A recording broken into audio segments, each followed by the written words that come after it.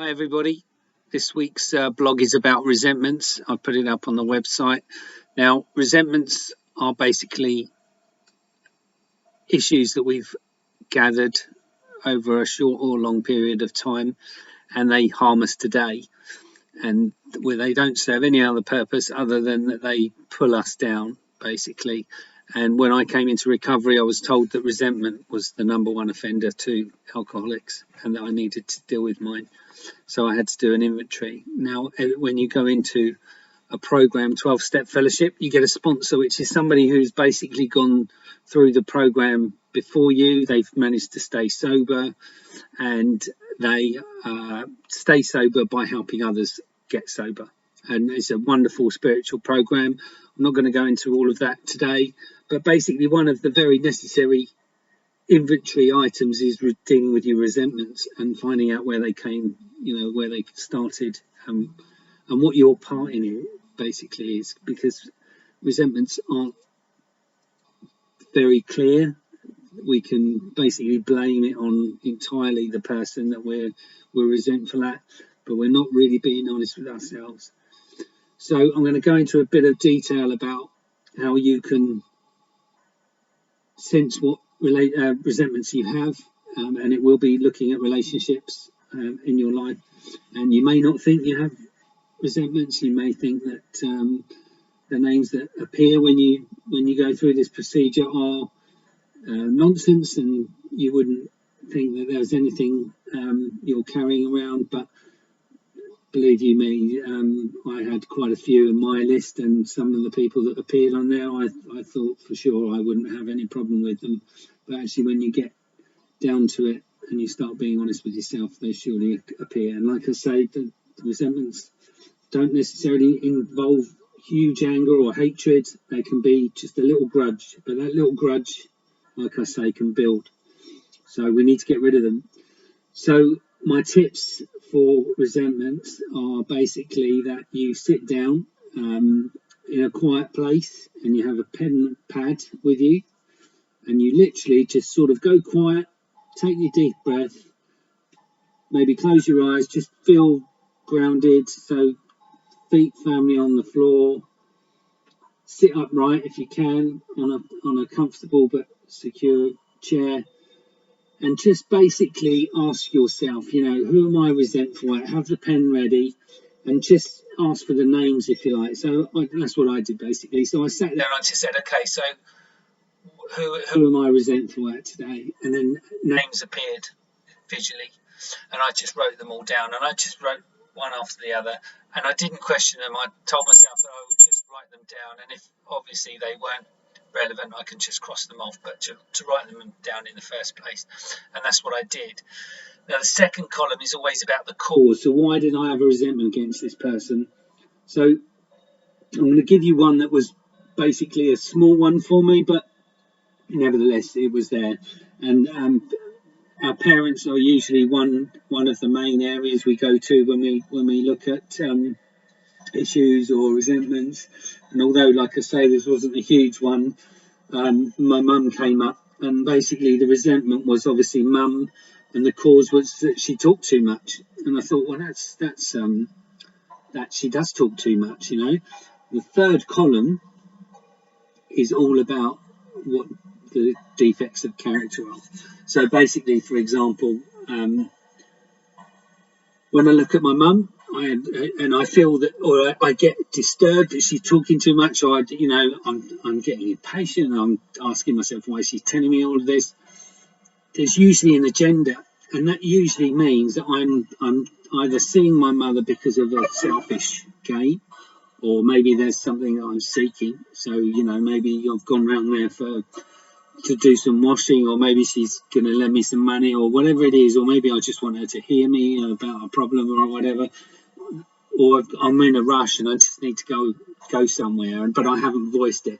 So if she starts talking to me and I'm feeling inconvenienced, there's something going on and an agenda from my perspective, because basically my mother doesn't see me so often, and when she does see me, she wants to talk to me. She wants to tell me stuff, what's going on. She's just updating me, and that's basically what I have to think about.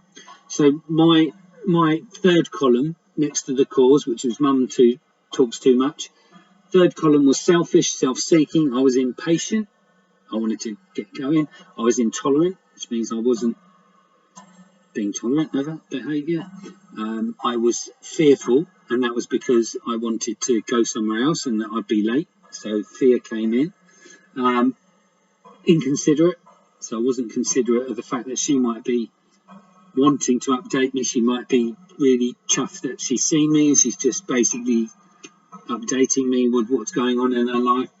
And maybe dishonesty as well. I haven't told her that, look, mum, I can't stay, I need to rush off, so I can't get into a conversation. If I'd said that beforehand, then that could have alleviated any inconvenient resentment or grudge, whatever. So basically the third column is all about those character defects. You can add your own, there's lots out there. You can Google character defects and it will give you a list of all the negative emotions that we can feel.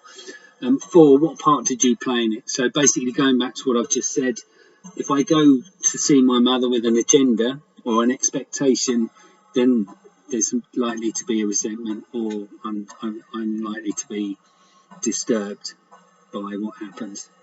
So expectations are a great cause for resentment, so watch out for them, because we can't control life, we can't foresee life, we can't predict the future. We're not, well, some of us are psychics, but I'm not. So what part did I play? And usually, for example, for this one, my agenda was that I wanted to go and speak to her and then just leave quite quickly because I had another meeting to go to, or I was going to pick up a friend. So it was all about me, effectively. Now, harmless, I'm entitled to go and want to move on and go and see my friends after seeing my parents. I can multitask if I like, but I'm not taking into account the fact that they might want to spend a bit of time with me. And again, I can always clarify that if I can't stop now, then maybe I can just sort of come back at another time or later on that day if they wanted to have a chat. So I needed to, but I didn't express that, and therefore my mother wasn't aware that actually I was in a rush to go somewhere else. So my part was the fact that I'd gone in there with an agenda that I wouldn't stay long, but she didn't know that. Now, how could I have acted differently? That is the 5th column. And like I've just said, basically, I need to voice what's going on for me. So if my mum does like a chat, so I'm aware that that's what she's like as a person. I've known her for 50 years. I can always go in with a plan. If I know that she wants to chat and I'm not going to have the time, I could just go into her and say, like I said, I can't do it right now, I can't stay, but let's have a chat when I turn up later on, or later on in the week. So once you've done all of that, get it all down and then do it for each person. And basically what will happen is that you'll see things for actually how they are. And you've got to look out for agendas, because there might be a relationship where you're not actually aware of it at the moment, but maybe there is a selfish angle to it. So maybe there is there's a want or a need from that person. So they might, offer you sort of like monetary value, or they might give you sort of like a step up in work. And so therefore, dishonesty there is a character defect that you're going to have to look at, because basically we want all our relationships to be true, meaningful, and authentic, and that means we need to be honest. So watch out for your resentments, get them out on paper, and then when you've done so, the best way that I've learned how to get rid of the resentment, if it's still there, is that I pray. You don't have to do it in a religious way. I pray to the universe that person gets everything that I need.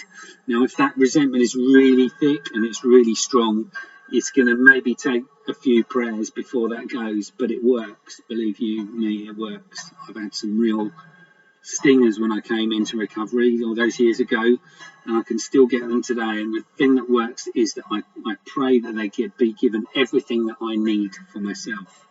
And it's the thing that you least want to do the most, but it's the one that works most effectively. So anyway, if you wanted to deal with anything or want to speak to me about anything that's going on and you're not sure of how to deal with it, send me an email, martin@becomeunstuck.co.uk, and let's pick up the phone and talk about it. Thanks for listening.